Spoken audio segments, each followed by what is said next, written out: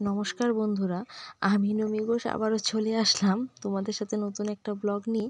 তো আজ আমি তোমাদের সাথে শেয়ার করব আমি যে স্কুলে কাজ করি সেই স্কুলেরই অ্যানুয়াল ফাংশনের কিছু মুহূর্ত। তো তোমরা দেখতেই পারছো আগে দুই স্যার ধরে আছে সাংস্কৃতিক শোভাযাত্রার একটা ব্যানার, আর পিছনে সব বাচ্চারা যাচ্ছে।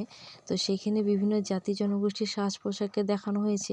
দেখতে পাচ্ছ সুন্দর সুন্দর বাচ্চারা, ছোট ছোট বাচ্চারা, মারাঠি, কেউ বাঙালি, কেউ মুসলিম, কেউ আদিবাসী, তো কেউ অ্যাসামিস, কেউ বোরো, কেউ গোয়ালপাড়িয়া, ছোট ছোট বাচ্চাদেরকে সাজানো হয়েছে। আর পিছন দিকে তোমরা দেখতে পারবা কিছু কিছু বাচ্চাদেরকে মাছমরিয়া, খেতিয়ক, তারপর হচ্ছে বন মানুষ বানানো হয়েছে। বন মানুষগুলো দেখতে ভারী খুব সুন্দর হয়েছে, খুবই সুন্দর লাগছে দেখতে।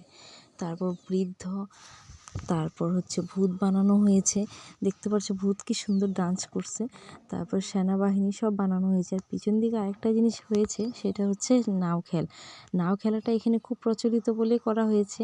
আর এইসব দেখার জন্য বাচ্চাদের মাঝখানে এতটা আনন্দ ছিল, স্কুলের বাচ্চার সঙ্গে সঙ্গে আশেপাশে যত বাচ্চা ছিল সবাই চলে এসছে দেখার জন্য, খুব আনন্দ। আর স্কুলে আরেকটা জিনিস তোমাদের সাথে শেয়ার করব, সেটা হচ্ছে আমাদের স্কুলে বাচ্চাদেরকে দিয়ে যেটা নাটক করানো হয়েছিল সেটা তোমাদের সাথে শেয়ার করব।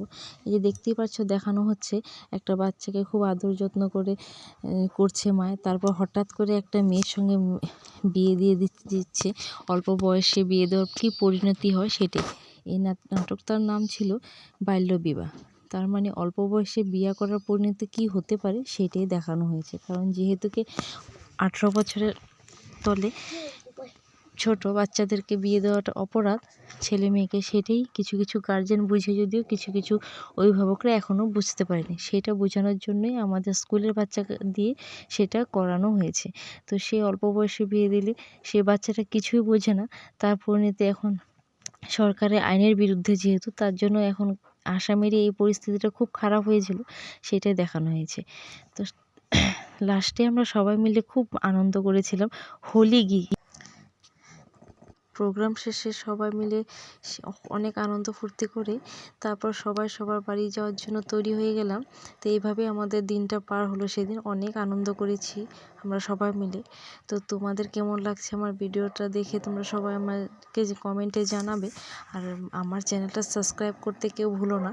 আর আমি আবারও আসবো নেক্সট একটা নতুন ব্লগ নিয়ে। Thank you, bye by.